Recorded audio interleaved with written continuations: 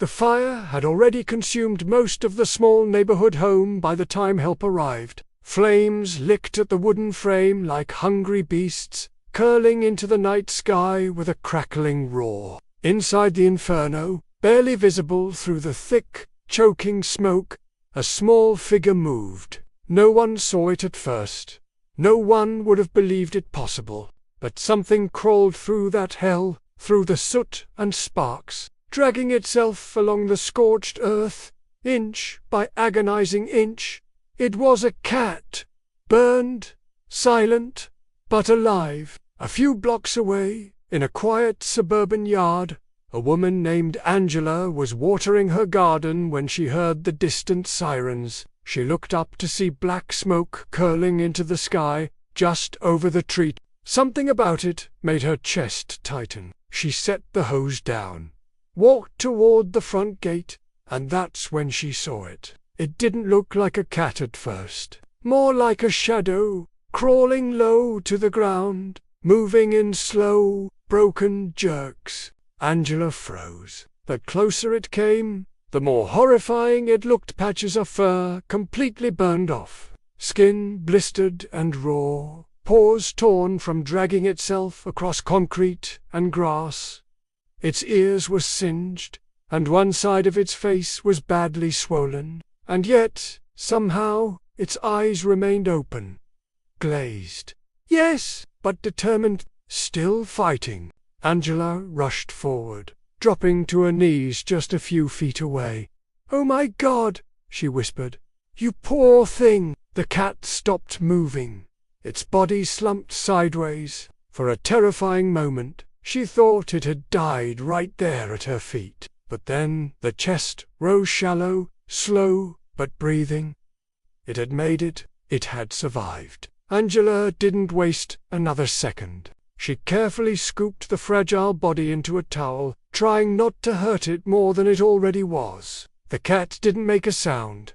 Not a meow, not a hiss, just a slight tremble. She called the nearest emergency vet and drove like she was racing time because she was at the clinic. The vet team was stunned. "This cat should not be alive," the tech whispered. Angela stood by, shaking, watching them work oxygen for fluids, morphine, sterile wraps. The vet, Dr. Reynolds, turned to her and said, "You brought her just in time.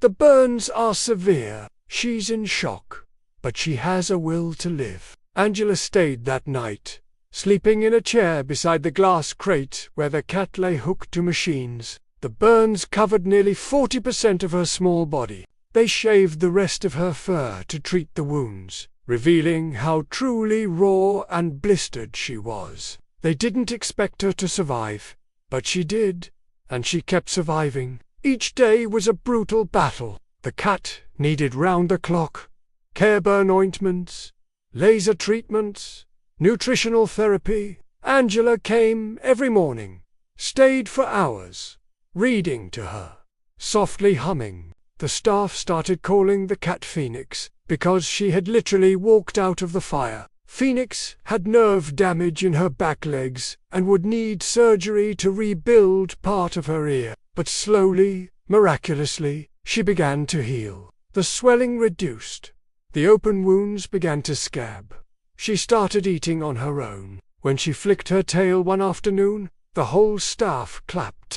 Angela never considered leaving her behind. She filled out adoption paperwork before the vet even suggested it. "If she makes it," Angela said, "she's coming home."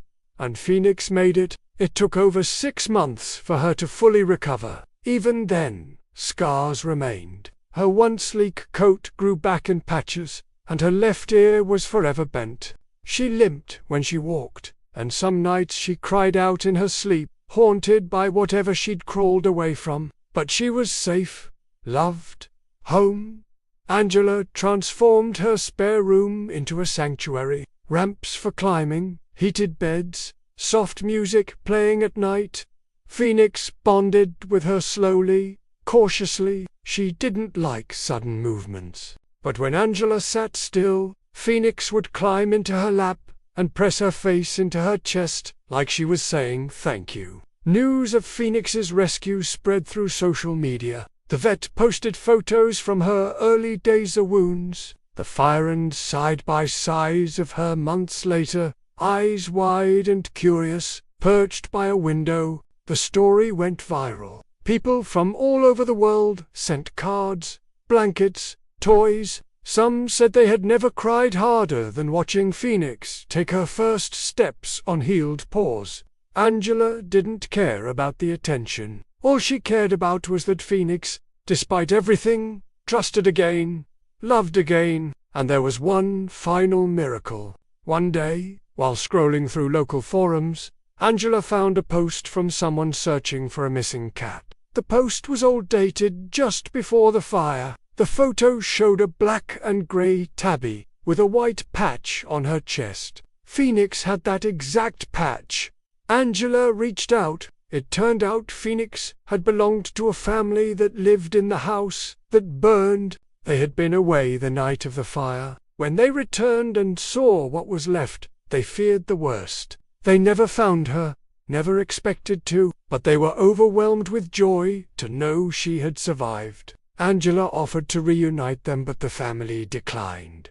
"She's yours now," they said, holding back tears. "She chose to live. She chose to find you." Phoenix now lives her days basking in sunbeams, chasing the occasional moth, and curling beside Angela every night. Her body still bears the scars of that unimaginable night, but her spirit is whole, fierce, and loved. If Phoenix's story moved you, please take a moment to like this video and subscribe to our channel, Rescue Animal Tales. Every view helps us bring more stories of hope, healing, and the unstoppable will to survive into the world.